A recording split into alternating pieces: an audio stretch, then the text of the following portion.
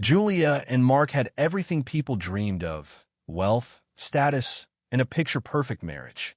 But behind the mansion walls, Julia was hiding a chilling secret. She wasn't planning a divorce. She was planning her husband's death. What began as quiet resentment turned into a series of calculated sabotage attempts, each more dangerous than the last, until one flight nearly became Mark's final journey. She thought she had succeeded this time, but fate had other plans, and what happened next stunned everyone who knew them. Julia and Mark looked like the kind of couple people envied. Neighbors admired their lavish home, their expensive cars, and the private jet that Mark loved to fly. At parties, Julia appeared radiant, smiling at her husband as though they were deeply in love. Guests would often whisper that they were the perfect pair who had it all: wealth, charm, and success. But when the lights dimmed and the doors closed, Julia's life felt like a cage. Mark wasn't the man the world believed he was. He controlled everything, from the money she spent to the people she saw. Even the smallest purchases required his approval. He made her feel small, like a guest in her own life, reminding her constantly that without him, she was nothing. Julia had once dreamed of freedom, of traveling on her own terms, of starting fresh without someone watching every move she made. But every attempt to assert independence ended with Mark tightening his grip. Divorce was not an option, at least not one that gave her the financial security she craved. He had threatened that if she left, she would leave with nothing. That threat lingered in her mind, poisoning every smile she forced for friends, every photo she posed for in public. On the outside, Julia wore designer dresses and diamond jewelry. On the inside, resentment built like a fire. She felt invisible, trapped in a gilded prison. Slowly, an idea began to form in her mind. What if she didn't have to walk away at all? What if she could remove the problem entirely? It started as a whisper of a thought, something too dark to admit even to herself. But as days passed, that whisper grew louder, more tempting, until it became the only path she could see. Julia's thoughts turned darker with each passing week, feeding on her frustration like fuel. She began spending long hours alone in the library, pretending to read novels, but instead scrolling endlessly on her phone. Late at night, while Mark slept beside her, she searched for quiet answers. How planes failed, how accidents happened, how small, unnoticed changes could bring a machine down. At first, it felt like a cruel daydream, but the more she read, the more it seemed possible. She discovered stories of unexplained crashes and maintenance oversights, tragedies that were written off as bad luck.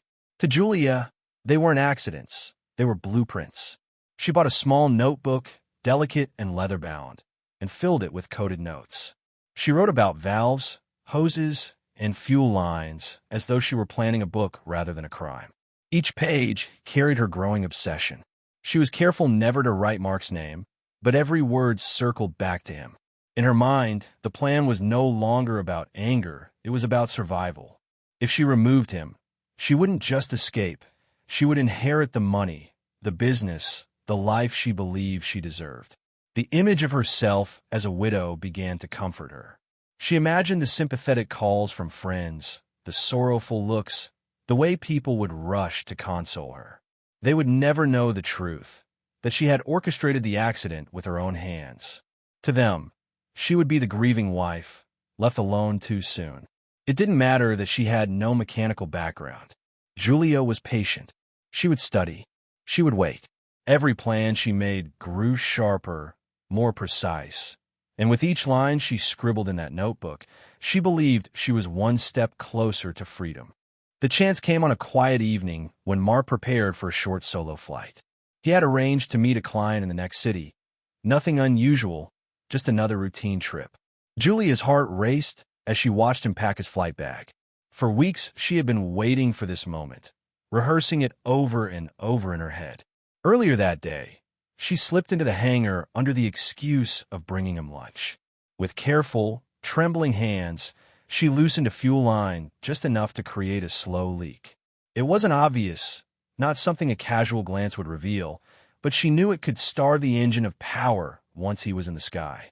That evening, she stayed home by the large living room window, staring out into the darkness. Her mind painted the picture: the engine stuttering, the planes spiraling, the tragic news call that would follow. She poured herself a glass of wine, imagining the freedom she had craved for so long finally arriving with one phone call. But the sound she heard hours later wasn't a call from authorities. It was the crunch of tires on the driveway, the unmistakable sound of Mark's car pulling in. Julia froze, her glass trembling in her hand. He walked through the door, tossing his bag aside, annoyed about the wasted day. His client had canceled at the last minute, so there had been no flight. Julia forced a smile, her face stiff as her stomach knotted. Inside, her thoughts screamed. All her careful planning, the risk she had taken, the chance she believed would set her free, it had slipped away in an instant. She told herself it was only bad timing, nothing more. But in her heart, failure burned like fire, and determination hardened even further. Days passed, but Julia couldn't let go of the bitterness that came with her failed attempt. Every glance at Mark, every smug comment he made about his success, felt like a reminder that she was still trapped. She told herself that accidents were unpredictable, that she simply needed to try again. This time, she would make sure there was no room for chance. She studied more articles, watched videos about aircraft parts, and marked every weak spot she could exploit. Her confidence grew with each secret session of research, as though she were mastering a subject only she could understand. When Mark announced another flight, this one longer, with meetings scheduled in another city, Julia's mind sparked with opportunity. The hangar was quiet the night before, and she slipped inside unnoticed. Her plan was simple: remove a bolt from the landing gear, one so small it wouldn't be spotted at a glance, yet essential for a safe landing. With gloved hands, she unscrewed the piece, her pulse hammering, her breath shallow. She placed it back just enough to appear secure, then walked away as if nothing had changed. The next morning, Mark took off as usual. Julia waited anxiously, imagining the landing she believed would never happen. But hours later, he returned, stepping out of the plane as though nothing had gone wrong. She forced her smile again, her jaw aching from the effort. It wasn't until days later, during a maintenance check, that the missing bolt was discovered. The mechanic muttered about mechanical stress and wear, and Mark dismissed it as bad luck with equipment. Julia listened silently, fury building inside her. Once again, fate had spared him. Her patience was fraying, but her resolve only sharpened. She would not stop until she succeeded. Julia blocked out everything except the goal. Each failure had taught her a new lesson about timing and tools. She stopped taking chances that relied on coincidence and began choosing targets she knew would be hard to detect. Mark's routine offered her one last opening: the oxygen system on his smaller jet. It was a part most people never touched, hidden away, and only checked during thorough inspections. If she could create a slow, undetected leak, the problem would appear in the air, far from help. She bought simple tools and practiced her movements in the dim of the garage until they felt automatic. One night, while Mark was at a late meeting, she let herself into the hangar with a flashlight and a steadying breath. The jet sat under a sheet of dust. She climbed the maintenance ladder, palms slick, and worked with a surgeon's care. A tiny puncture, barely larger than a pinprick, would be enough to bleed oxygen slowly. She made the incision and sealed the outer casing so it would not draw attention during a routine walk-around. Every motion was deliberate. Regret had no place in her hands. When Mark announced a solo flight to meet investors the next morning, Julia watched him leave through the bay door and felt something close to triumph. She pictured the plane climbing, the system failing, the emergency descending into panic. The image of herself as the grieving widow flashed across her mind, and for a moment she allowed herself to believe the nightmare had become reality. She went about the rest of the day pretending normal life, but beneath her composed surface, anticipation thrummed like a second heartbeat.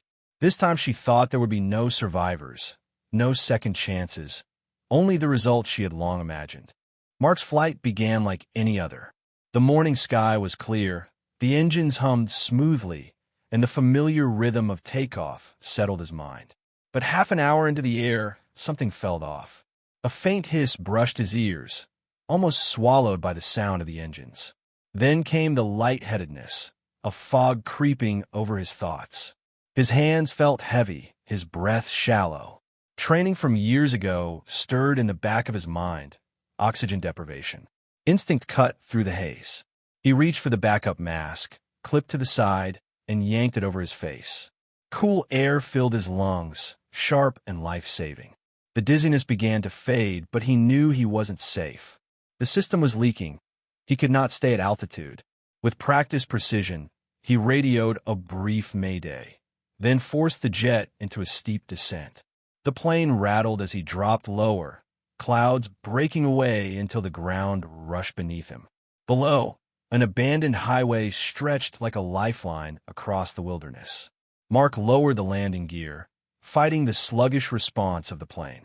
Rubber slammed against asphalt, the jet skidding, tires shrieking as smoke curled behind. It veered dangerously close to the edge, but somehow it held. The plane groaned to a stop, scarred but intact. Mark stumbled out into the open air, his chest heaving, the mask still clutched in his hand. He stared at the aircraft, realization dawning that this was no accident. The cut had been too precise, too intentional. Against every odd, he had survived the very trap meant to kill him. It felt less like luck and more like a miracle, one that had saved him from the betrayal waiting at home. The investigation began within hours of Mark's emergency landing. Aviation authorities arrived at the highway strip, documenting every detail of the damaged jet. At first, their focus was on mechanical error, a routine explanation that covered most accidents. But the technicians who inspected the oxygen system noticed something unusual. The cuts in the hose were too neat, too deliberate, as if made by a sharp tool rather than wear or pressure. It was the first sign that this was no coincidence. Mark, still shaken, pressed for answers. He had flown for years and knew his aircraft inside out. Accidents happened, yes, but this felt different. When investigators reviewed the hangar security footage, the puzzle began to take shape.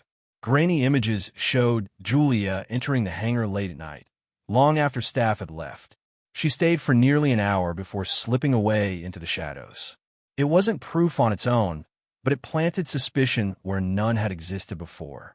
Forensic teams were brought in, and the evidence deepened. Fingerprints matching Julia's were found on a wrench left behind near the oxygen system. The notebook she had hidden so carefully was discovered in her dressing room, filled with sketches of aircraft parts, coded plans, and notes about her failed attempts. Every page was another nail in the coffin of her carefully constructed image as the perfect wife.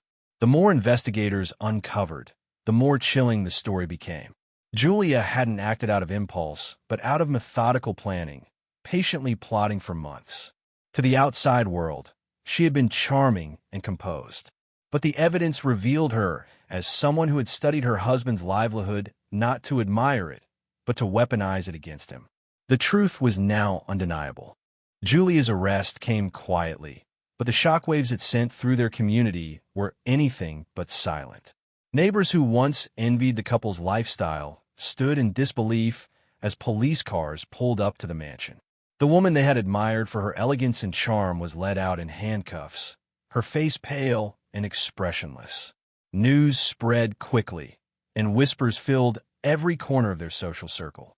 How could the graceful wife, who always smiled at parties, be capable of something so cold? In court, the full story unfolded.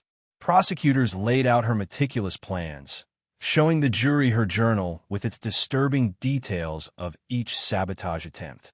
They displayed photographs of the damaged oxygen hose, the tools bearing her fingerprints, and the security footage of her late-night visits to the hangar. Piece by piece, the perfect mask Julia had worn for years crumbled until nothing remained but the chilling reality of her intentions. The defense argued desperation, painting her as a woman trapped in a controlling marriage, but the jury saw something else: calculated patience, not panic. Each failed attempt revealed her persistence, each note in her journal her determination. She hadn't simply lashed out. She had plotted to kill and nearly succeeded. When the verdict was read, guilty of attempted murder, the courtroom was silent except for the sharp intake of breath from the gallery.